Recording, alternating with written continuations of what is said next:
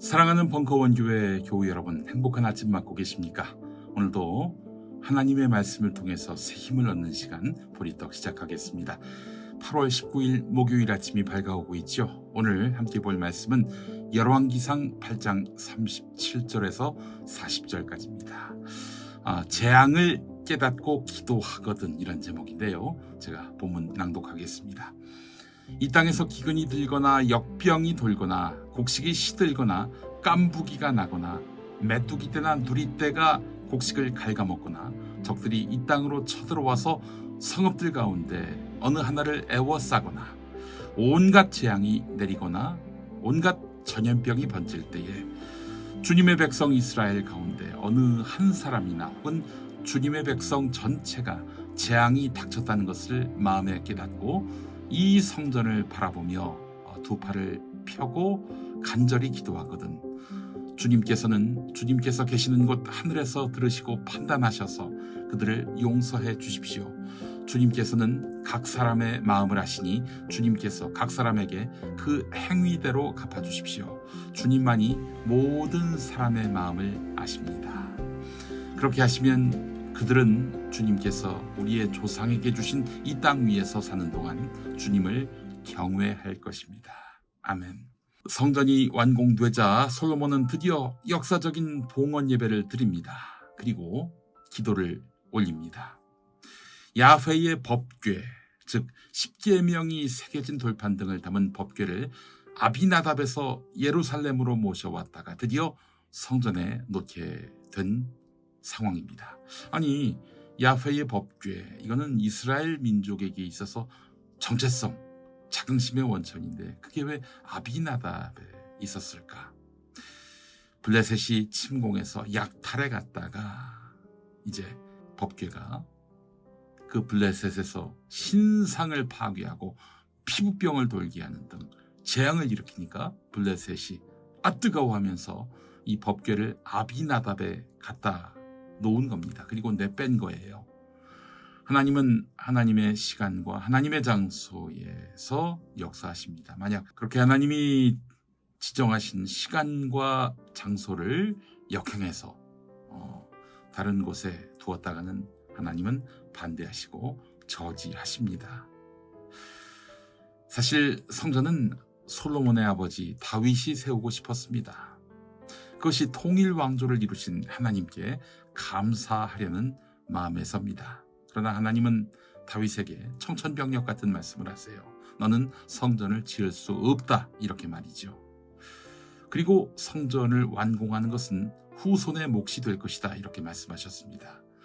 다윗이 섭섭할 만도 한데 그러하지 않았습니다. 하나님의 착한 뜻이 있을 거라는 생각을 가졌던 것이죠. 다윗은 그래서 후대 성전을 지을 사람을 위해서 열심히 돈을 모았습니다. 후대 사람이 돈이 모자라서 성전 건축 사업에 애를 먹을까 봐 열심히 돈을 모았던 것이죠. 사실 내가 하고 싶은 일인데 그 일을 하지 못하고 하나님이 그것을 멈추게 하실 때 여러분 섭섭하신 적 있으십니까? 하나님의 뜻이 그러하다면 제가 순종하고 따르겠습니다 라는 그런 마음을 가져보면 어떨까요? 하나님은 더 큰 은혜와 사랑으로 함께 하실 것입니다. 다윗은 그래서 성전 완공이라는 영광을 보지 못한 채 생을 마감하지요. 그러나 그의 아들 솔로몬이 아버지의 대를 이어서 온전하고 순전한 성전을 짓습니다. 여러분, 이게 뭐 대단한 내용이라고 오늘 본문에서 다룰까요? 성전이 중요합니다. 구약시대만 해도 성전은 하나님 그 자체였습니다. 이건 좀 과장이고요. 하나님의 집이었습니다. 성전은요. 그래서 두 눈에 보이지 않아도 나타나지 않으셔도 하나님을 만나기 위해서는 하나님의 집 성전을 찾게 했습니다. 이 성전에서 세파에 찌들고 고통받는 백성들이 마음의 안식과 또한 위로를 얻었습니다. 피난처였던 것이죠. 그러나 이것은 어디까지나 구약의 이야기입니다. 신약서부터는 더 이상 성전에서 제물을 드리지 않았습니다. 살찐 양으로 해서 제물을 드리는 모습 우리가 성경에서 많이 접했죠. 그러나 신약에 이르러서는 더 이상 성전에서 제물을 드리지 않습니다. 예수님이 스스로 산제물이 되셨기 때문입니다. 또 성전에만 하나님이 계신다는 고정관념도 깨졌습니다. 신약 이후로는 장소가 있든 없든 때를 얻든 못 얻든 믿음의 공동체와 우리의 몸이 곧 성전이라고 하셨기 때문입니다. 우리는 지금 우리의 몸을 또 우리의 몸을 지배하는 정신세계를 하나님의 뜻에 맞게 성전에 걸맞게 잘 간수하고 섬기고 있습니까? 몸과 정신을 세상 욕망에 내어 맡기는 그런 우를 범하고 있지는 않습니까? 드디어 성전 봉헌 기도를 드리는 자리입니다. 이 자리에서 솔로몬은 전염병이 창궐할 때 성전을 향해서 손을 펴고 기도하면 하나님이 들으시고 전염병의 원인이 된 죄를 씻어주신다고, 곧 전염병을 씻어주신다는 약속을 되새겼습니다. 하나님의 치유의 약속은 반드시 지켜졌습니다. 하나님은 늘 우리가 돌아오기를 바라시고 돌아오려고 할 때에 치유와 회복, 행복의 은사를 주십니다. 오늘날 코로나19로 인해서 우리 공동체는 큰 어려움에 처하고 있습니다. 모여야 기능하는 교회인데 이 교회가 계속 폐쇄된 상태입니다. 재난이나 전염병 또한 하나님이 능히 이기실 분 아닙니까? 하나님께는 어려운 게 없습니다. 그럼에도 불구하고 하나님은 1년 반이 지나도록 우리를 또 전 세계를 코로나19 고통의 늪에서 헤어나오게 하지 않고 계십니다. 왜 그러시겠어요? 우리가 무언가 잘못하고 있기 때문 아닐까요? 14세기 중엽, 흑사병, 패스트가 돌 때도 그랬습니다. 이때 교인들은 하나님의 징계다 싶었어요. 그래서 당시 가톨릭 교회는 교인들을 모아놓고 예배당에서 회개 기도회를 날마다 열었지요. 어떻게 됐습니까? 교회당 안에서 기도하면서 비말이 튀었죠. 전염병은 더욱 확산되고 전 유럽 인구 2억이 죽었습니다. 하나님은 지금 우리에게 예배를 요구하시는 게 아니라 회개를 요구하고 계신지 모르겠습니다. 아니, 내가 뭔 잘못을 했는데요? 돌이켜보면 얼마나 우리에게 회개할 거리가 많은지 알 수 있습니다. 하나님 창조 질서를 거스르며 자연을 파괴하고 가난하고 고단한 사람들을 돈으로 더욱 괄세하고 돈 때문에 유전자를 복제하고 조작하는 죄악을 범하고 종교의 세력을 불리기 위해서 하나님의 이름을 망령되이 일컫고 정치적 파시즘의 도구로 오용하고 하나님은 어느 누구의 죄악을 따지지 않고 빛이요 소금 되지 못한 우리의 교회, 우리의 교인들을 질타하고 계십니다.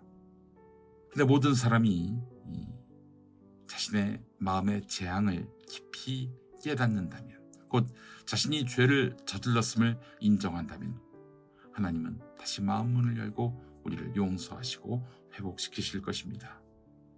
자, 우리는 땅을 황폐하게 하는 이 세태의 책임을 마치 내가 지은 것인 양 무겁게 느껴야 합니다. 재앙의 의미를 깨닫고 하나님께 기도하는 자, 나의 책임으로 알고 세상을 바로잡기 위해 나부터 바꾸려고 애쓰는 자, 나의 뜻이 아니라 하나님의 뜻대로 하시라고 믿고 의탁하는 자, 하나님은 그들 가운데 긍휼과 축복을 주실 것입니다. 지금 속하시는 공동체에 어려움이 있습니까?